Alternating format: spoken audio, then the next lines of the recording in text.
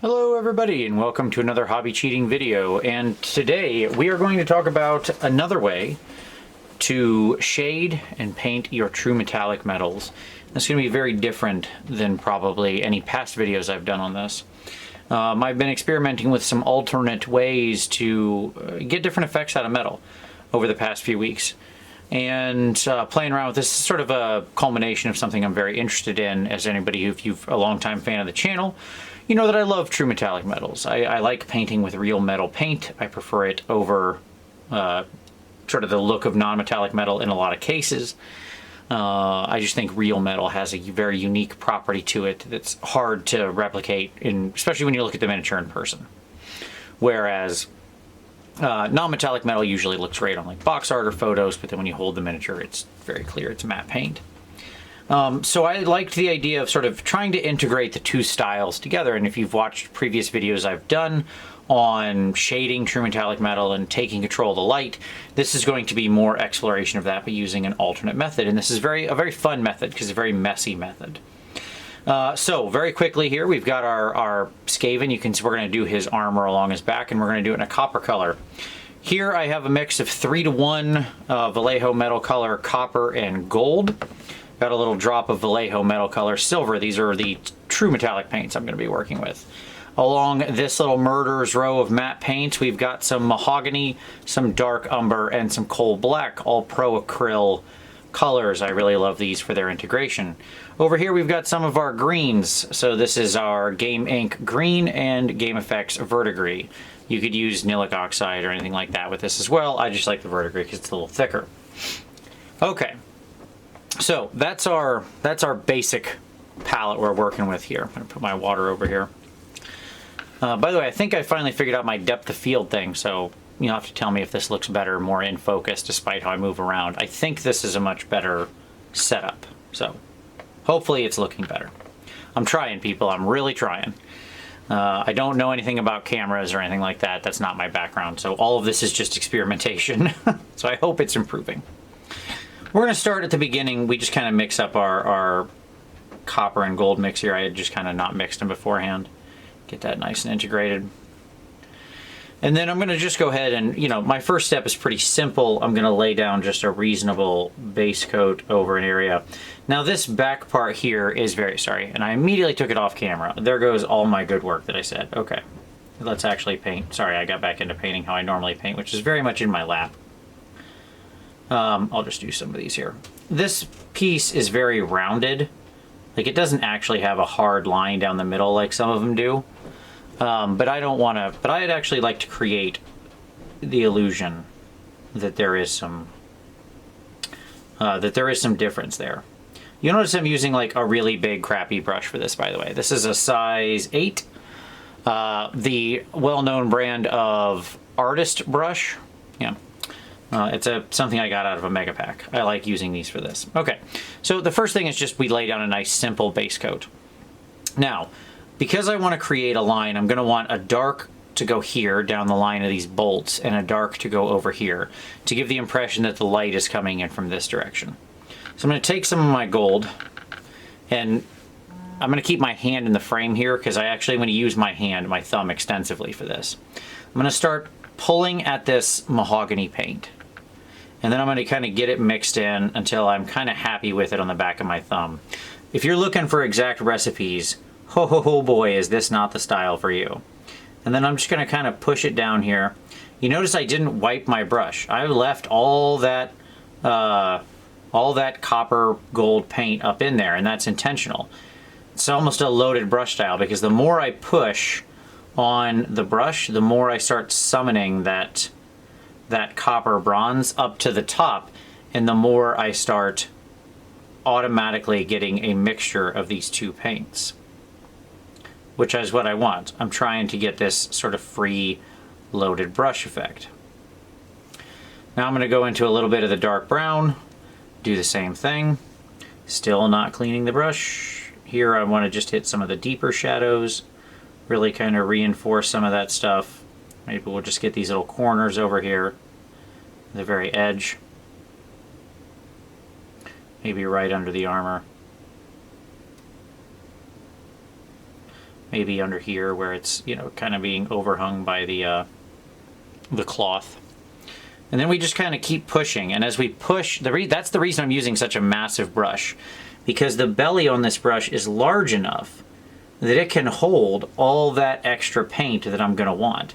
And you notice then I just kind of come in here and I aggressively attack that middle in between the two. I'm just stippling around. Little bits of all that paint remain. And so there's where I am. Now, here I will rinse my brush real quick. And then what I'm going to do, I'm not going to completely clean it out, but I'll get it mostly clean. Dry it off. Get myself some bronze again up in the brush. Go into my silver a little bit there. Wipe off some of that. Test that on the back of my thumb. And now we're going to go ahead and create a light line to oppose that dark that we made. And I can go get more silver. You notice I'm just using like the tip of the brush here. We can pull some of that down here because this would be the light side to oppose that. So we're using the matte paints to create our shadow and the shiny metallic paints to create our highlight. Then we pull that bronze in on the edge of our thumb, reshape the brush into a point, and then we just kind of, again, aggressively attack that middle line and just smooth it out.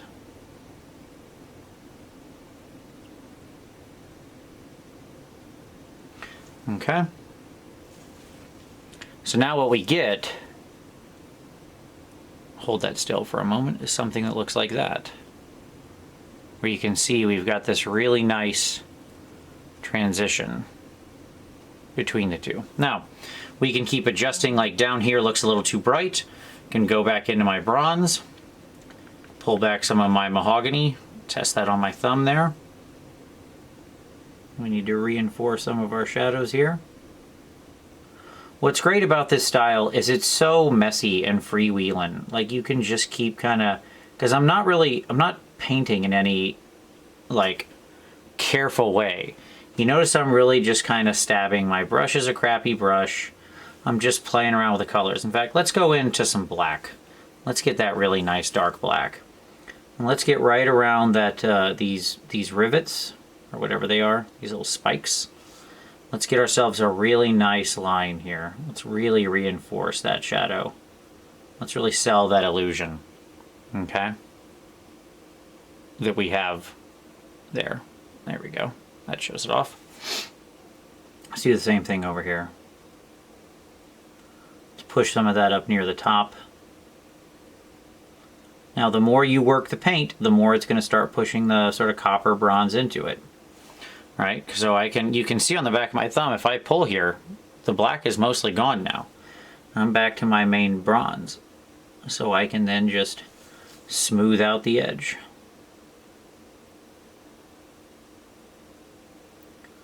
What's great about this is it very quickly creates these nice layers that just keep covering over each other.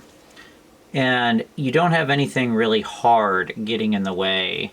You avoid any of these really hard transitions because it's using this sort of like stippling style, right? To do most of this. So all your transitions are like these little tiny micro transitions. And I can keep working it until I get it nice. And so now you can see I've got this really nice transition between the two. Clean my brush off there. Reshape that bad boy out. Now, a couple other things we want to do. We probably want to reinforce a little bit of our highlight line with just some silver. Get the brightest spots. So we're going to go ahead and we're going to hit those. We're going to hit these guys because we want them to be just raw metal. Don't worry, we'll come back and darken them. Okay. Then we're going to also just find the very light corner here.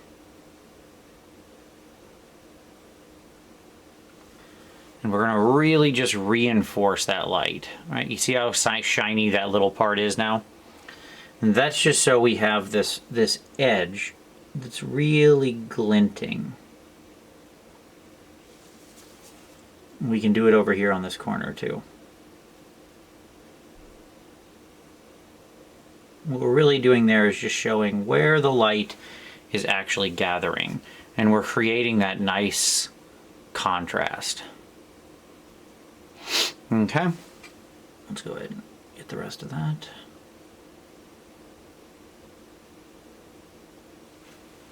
Now I can also just take my silver alone. Let's pull in a little black so we get a darker color. Let's pull in just a little bit of brown. We can keep just playing around with this, and let's get the bottom of those spikes so that we have some transition there. Yeah. Let's knock him off his little base. Okay. So here we can just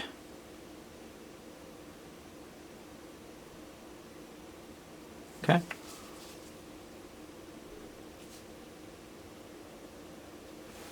Pull a little more black. So we get the base of it really, really nice and dark. Let's put our hand in some paint. That sounds fun.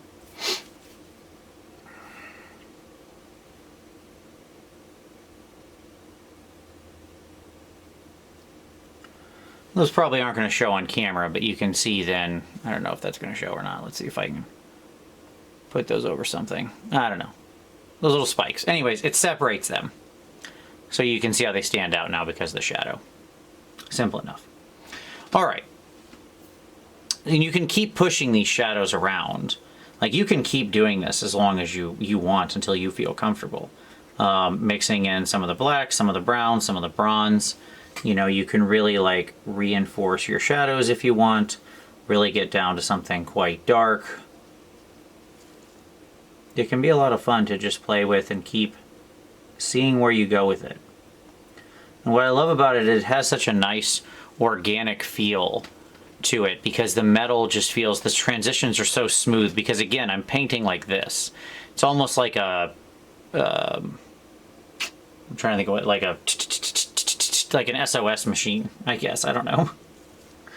I don't know what it's called, but you get the idea. And I can always just pull in a little bit more bronze. I use the back of my thumb here a lot, in case it's not obvious. Because I'm always just testing back here. Just mixing up some new color. Soften that edge, just little stabs. Little stabs.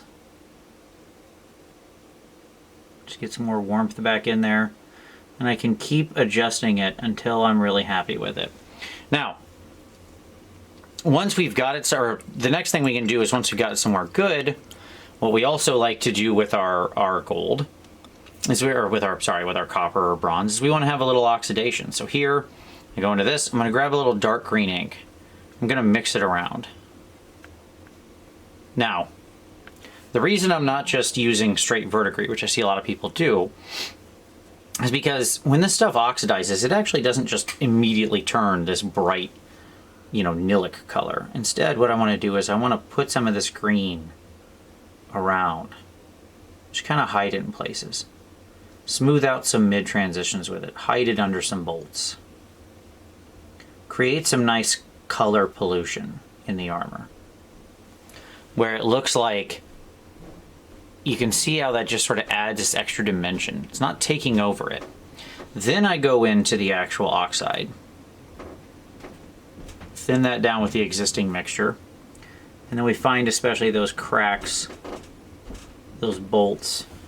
And there we touch that with just the tiniest amount of the oxide to really just show little bits of this.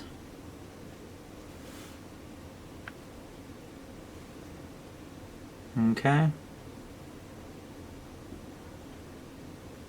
So we just kind of touch little tiny parts of it.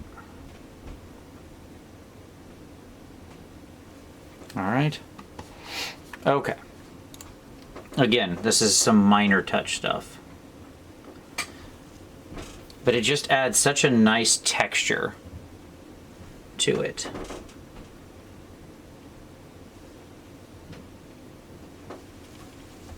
Because then we get that wonderful depth. Right? Lots of different color. Now the final thing we want to do is our detail work. Now is where we put away the giant size 8, crappy brush. We're going to go to a nice ultra thin brush. Here we're going to grab some of our Payne's Gray ink. Our blue black in this case, because the blue will make a nice a nice sort of cold shadow to the warm metal. And what I want to do is where I have, like, this Skaven armor has a lot of like cuts and cracks in it, okay? So where those are,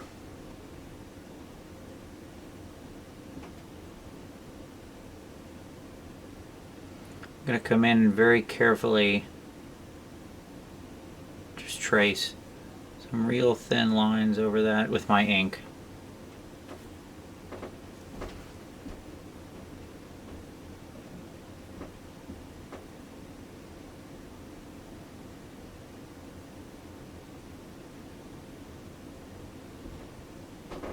Right? Maybe I'll reinforce some of the bolts. But I just get those nice, fine, very small cuts, right? If it's not dark enough in my transition, I can do that there. The final thing I want to do with my nice sharp brush is contrast, contrast, contrast is always the name of the game. So I take some of my base silver here, and just like I would if I was doing non-metallic metal, I give a nice little edge of the full reflectiveness. So here we want to go very careful, very light. We just give it a nice little edge. If we go too far, we can always come back and fix it.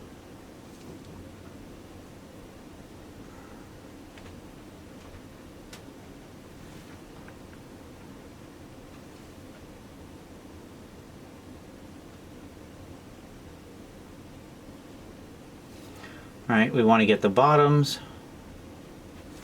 on the other side of those cuts, so we just very carefully reinforce the bottom of each plate.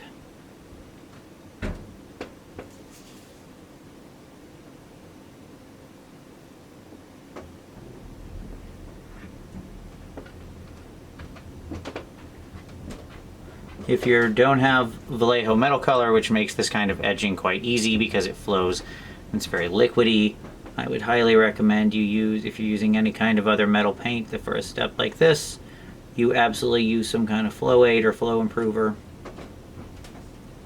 We're going to reinforce some of that edge there.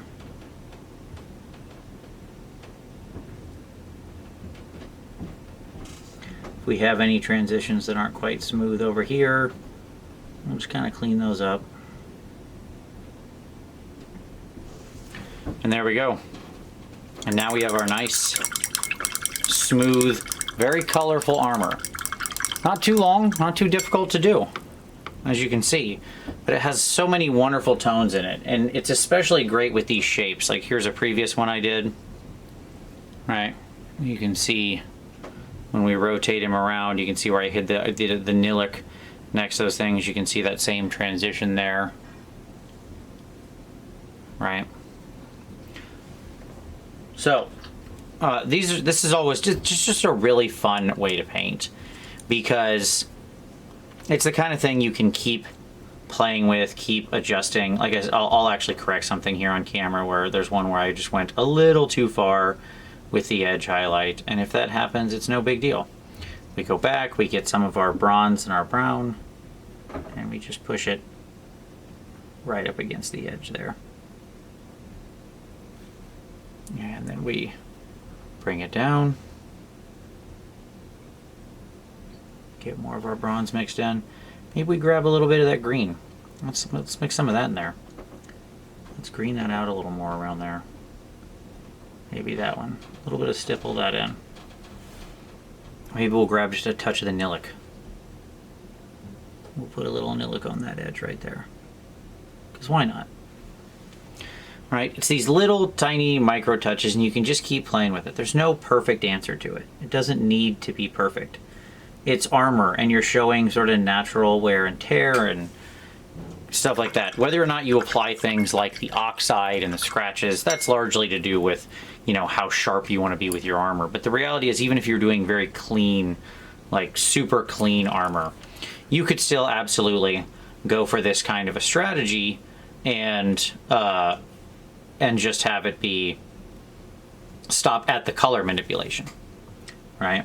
Because the reality is that's what's going to sell. Even on very clean armor, with the true metallic, though, you want to be able to take control of that light, right? That's why non-metallic looks so good, because your reflections, your light is where you want it. In the scale we're at here with this size of a model, you really don't, if you just paint it metal and let it be, it doesn't reflect in the same way that if you scaled this dude up to be a 6-foot tall rat, which would be horrifying, by the by. It doesn't reflect in the same way. So we need to re-grab that light, hence why we run down to these shadows. We use the matte paint to stop the shadows over here. We use the greens to add some light pollution and some color. We use the mahogany to like bring in some warm tones, some red tones. We use the silver to wash it out where it's reflecting light and being very crisp and clear. So there you go. That's all there is to it. You can keep doing that. Like here I did it with coppers. You can do the same thing with silver or steel. Just instead of, you know, base color being copper, you would switch it over to steel, and I would still mix in like brown tones if I wanted older weathered steel, or, you know, you can mix in blue tones and get something hyper clean. You can still go down to your blacks to get your shadows. It's all the same stuff. In fact, over here on this guy, the guy I just showed you, that's exactly what I did here with his claws, if you can see that, or his helmet. Right? I don't know how well these all show. That is one of the problems, is that NMM does photograph well. Can't argue with that. So it's always fun to try to teach something like this over a visual format where, you know, the camera is trying to interpret all this complicated light situation happening. But there you go. That's another way to do true metallic blending and shading using matte paints. So I hope you liked that. If you did, give it a like. Subscribe for additional hobby cheating in the future. We have new videos here every Saturday. Sharing this with someone is always appreciated. It's always the nicest thing you can do when you share. If you want to come learn with me, I teach all around the US and even more all over the world this year. There's a link down in the description below. I'll be at all the major cons this year, as well as doing some 2-day courses over weekends. I'd love to have you along at a class. But as always, I thank you very much for watching this one, and we'll see you next time.